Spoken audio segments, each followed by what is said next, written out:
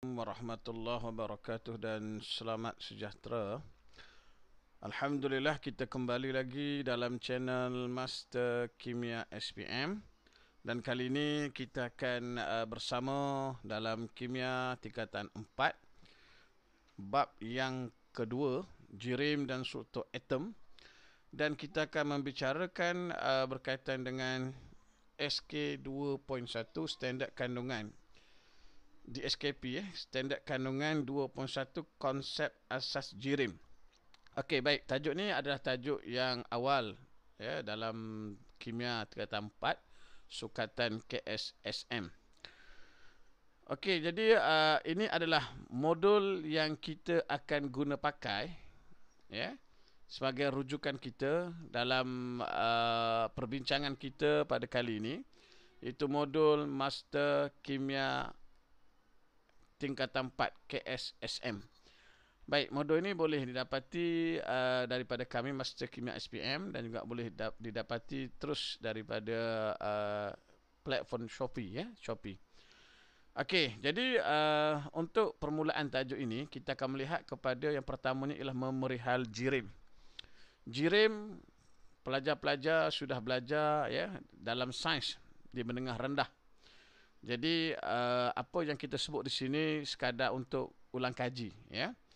Okey, yang pertama kita tahu jirim ialah suatu yang memenuhi ruang dan mempunyai jisim. Itu sifat bagi jirim. Ya, memenuhi ruang dan mempunyai jisim. Yang kedua, jirim wujud dalam 3 keadaan. Ini dah belajar ya, dah belajar di menengah rendah, iaitu pepejal, cecair dan gas. Okey. 3 keadaan yang biasa jirim wujud ini ya, keadaan jirim dipanggil keadaan jirim ya, 3 keadaan. Pepejal, cecair dan gas. Jangan keliru ya, jangan keliru. Physical state dalam bahasa Inggeris kita kata physical state, keadaan fizikal ya. Yang ketiga, teori zarah jirim. Satu istilah baru kita jumpa, teori zarah jirim mengatakan bahawa jirim terdiri daripada zarah-zarah yang halus dan diskrit. Okey. Jirim adalah satu benda yang sangat halus. Kita tak nampak zarah-zarah jirim ni halus ya. Kita nak tengok dia, kita kena guna mikroskop ya, dan zarah-zarah jirim ni dia diskrit, iaitu berasingan satu-satu. Kemudian teori kinetik jirim. Ini 2 teori yang pelajar ya kena tahulah dalam kimia ini, tempat ini. Yang pertama tadi teori zarah jirim, yang kedua ialah teori kinetik jirim. Teori kinetik jirim mengatakan jirim terdiri daripada zarah yang sentiasa bergerak. Zarah-zarah dalam jirim ini dia sentiasa bergerak. Ya, pergerakan dia bergantung kepada kandungan tenaga. Tenaga haba. Bukan bermakna bila kita kata pepejal ya, jirim dalam tu tak bergerak, itu satu benda yang tak betul ya. Zarah dalam pepejal, hatta dalam pepejal pun dia bergerak. Dia bergerak. Cuma pergerakan itu berbeza-beza bergantung kepada kandungan tenaga. Dalam pepejal macam mana pergerakannya, dalam cecair macam mana, dalam gas macam mana, nanti kita akan bincang. Okey, ini 2 poin yang menyebut tentang ya teori kinetik jirim. Ya, poin pertama, jirim terdiri daripada zarah yang sentiasa bergerak. Yang kedua, pergerakan zarah itu bergantung kepada kandungan tenaga ataupun bergantung pada keadaan jirim itu sendiri. Dan teori kinetik jirim ini kita boleh buktikan melalui proses resapan. Okey, proses resapan, diffusion bahasa Inggerisnya. Ya, iaitu proses pergerakan zarah dari kawasan berkepekatan tinggi ke kawasan berkepekatan rendah. Yang ini kita banyak jumpa dalam kehidupan seharian kita ya. Pelajar-pelajar boleh tengok, boleh lihat dengan pengalaman ya. Contohnya kalau pelajar datang sekolah, kita tengok kawan kita pakai minyak wangi, kita boleh cium bau minyak wangi tu. Kerana ya minyak wangi tu meresap. Ya, begitu juga kalau contoh yang biasa, kalau mak kita ya masak di dapur, masak kari contohnya ya. Dan kita boleh hidu bau ni sampai ke ruang tamu. Kenapa? Sebab jirim-jirim kari ni dia bergerak. Dia sentiasa bergerak. ya, dari kawasan berkepekatan tinggi ke kawasan berkepekatan rendah. Proses kita panggil proses resapan. Jadi proses resapan ini dia bergantung kepada kadar resapan, dia bergantung kepada keadaan jirim tadi. Kalau pepejal, resapan berlaku tapi lambat. Kalau cecair juga berlaku, dia lebih cepat. Kalau gas memang berlaku dan lebih cepat. Ya, lebih cepat. Okey. Okey, kemudian kita melihat kepada perubahan keadaan jirim. Ya, pertukaran, perubahan, ya. Jirim boleh dalam bentuk pepejal, boleh jadi gas, boleh jadi cecair, ya, pepejal, cecair, gas. Itu maksudnya. Okey, kita tahu keadaan jirim tadi kita ada 3, pepejal, cecair dan gas. Okey, yang ini pelajar-pelajar kena faham betul-betul, ya, sebab ya perubahan keadaan jirim ni, ya, kita nak pastikan pelajar ni biar dapat bezakan antara 3 keadaan ni, pepejal, cecair dan gas, ya. Okey, yang pertama dari segi gambar rajah susunan zarah. Rajah susunan zarah.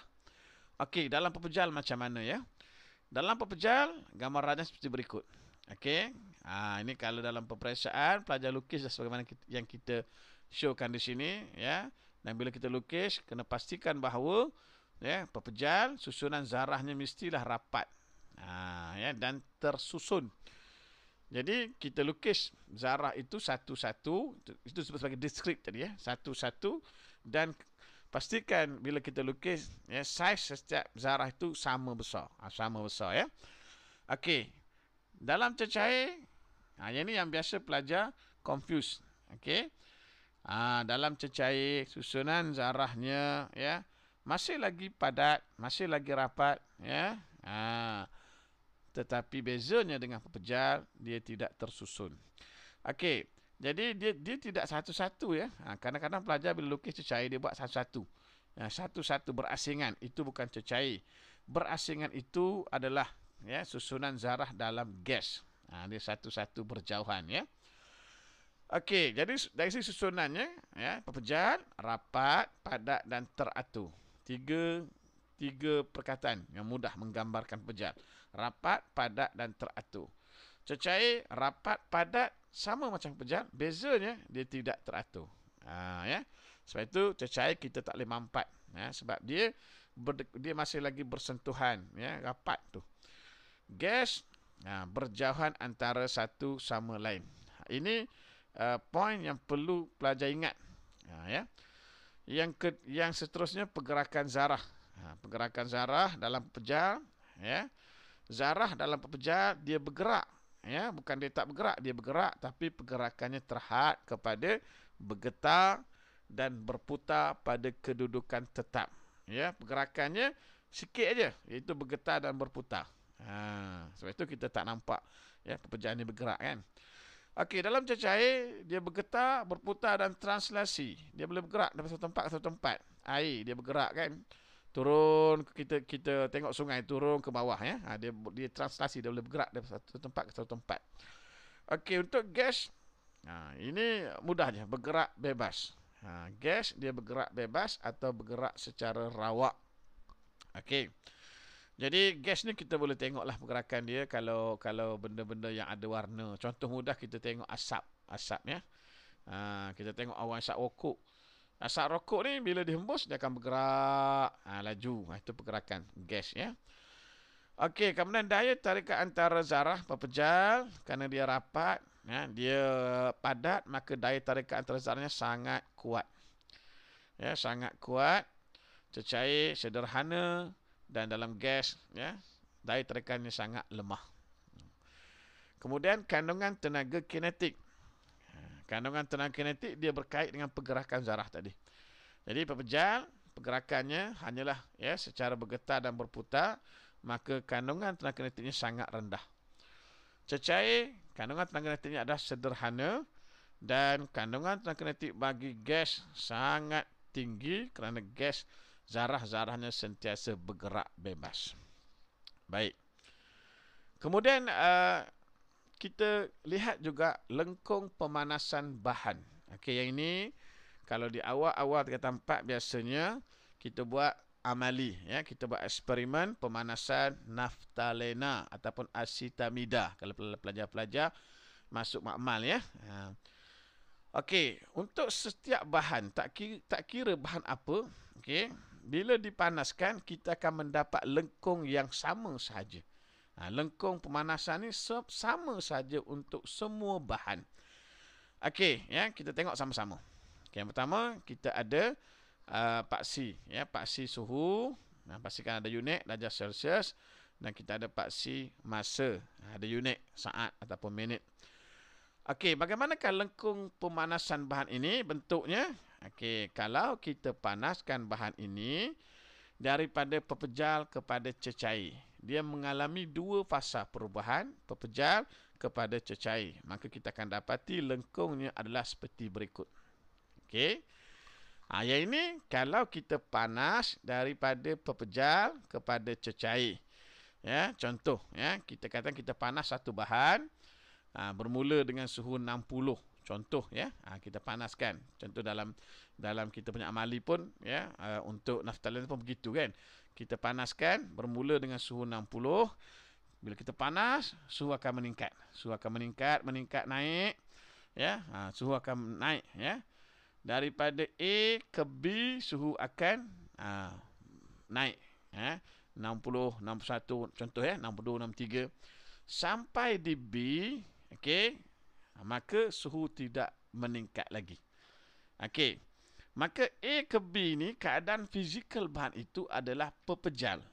Ingat, ya, kita mula panas bahan ni bermula daripada pepejal. A ke B itu ialah pepejal. Dan sampai di B, pepejal ini mula melebur. Okey, pada B pepejal mula melebur. Bila pepejal mula melebur, ya, dia tidak akan terus tukar kepada cecair. Dia akan ambil masa. Ya. Maka ini susunan zarah untuk pepejal, ya. Okey, daripada B ke C, dia mula melebur. Sampai di C, ya, semua pepejal tadi telah bertukar menjadi cecair. Maka keadaan fizikal B ke C itu adalah pepejal dan cecair. Dua keadaan fizikal di sini, ya. Pepejal dan cecair. Pada B dia mula melebur, dia melebur dan dia di situ bila dia mula melebur dia ada pepejal, dia ada cecair. Ya, sampai di titik C seluruh pepejal sudah berubah menjadi cecair. Okey. Maka, ya, tempat di mana suhu tidak berubah ini, ya, kita panggil dia takat lebur. Jadi senang nak ingat, pada takat lebur suhu tidak berubah. Ya. Okey, kemudian kita panaskan lagi bahan ini daripada C ke D. Maka bila kita panaskan, suhu meningkat balik. Suhu meningkat semula. Maka pada C ke D ini keadaan fizikal bahan adalah cecair. Okey. Sampai di D, cecair tadi, ya, mula akan mendidih. Okey.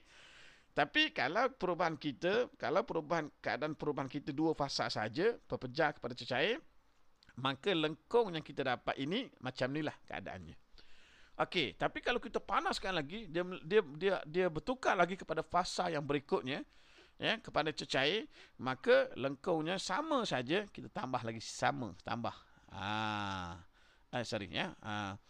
Kita tengok dulu, ya. Suhu tak berubah, kenapa? Pada B dan C, pada BC itu suhu tidak berubah, ya. Kenapa? Jadi jawapannya adalah haba yang diserap digunakan untuk memecahkan ikatan antara zarah. Ini adalah, ya, poin yang pelajar kena ingat, kena faham kenapa bila kerap kali soalan tanya kenapa pada takat lebur itu suhu tidak berubah. Jadi jawapannya, ya, kerana haba yang diserap dia tak gunakan untuk menaikkan suhu, tapi digunakan untuk memecahkan ikatan antara zarah supaya zarah berubah daripada pepejal pada cecair. Okey, baik. Tadi kita sebut bahawa kalau kita teruskan pemanasan, dia akan bertukar menjadi gas. Bagaimana lengkungnya? Sama sahaja, kita tambah sikit macam tu. Ya, sama saja bentuknya. Jadi daripada D ke E, Maka bermula di titik D itu, ya, cecair tadi mula mendidih. Bermakna bila dia mula mendidih pada D ke E, DE itu keadaan fizikalnya ada dua, macam BC sama, ya, iaitu cecair dan gas. Okey, cecair dan gas. Okey, dan sampai di titik E, semua cecair telah bertukar menjadi gas. Maka, ya, selepas E itu, ya, semua zarah sudah bertukar menjadi gas. Okey, dan pada DE itu kita tengok, ya, suhu juga, ya, tidak berubah. Okey, jadi kalau suhu tak berubah, yang pertama tadi takat lebur, maka suhu tak berubah yang kedua ini ialah takat didih. Jadi pelajar-pelajar maklum, faham bahawa pada takat lebur, pada takat didih, ya, suhu tetap. Suhu tetap, suhu tidak berubah. Kenapa suhu tetap pada takat lebur? Kenapa suhu tetap pada takat didih? Maka jawapannya, suhu tidak berubah kerana haba yang diserap digunakan untuk memecahkan ikatan antara zarah. Sama saja, ya. Dia punya sebabnya pada takat lebur ataupun takat didih. Okey.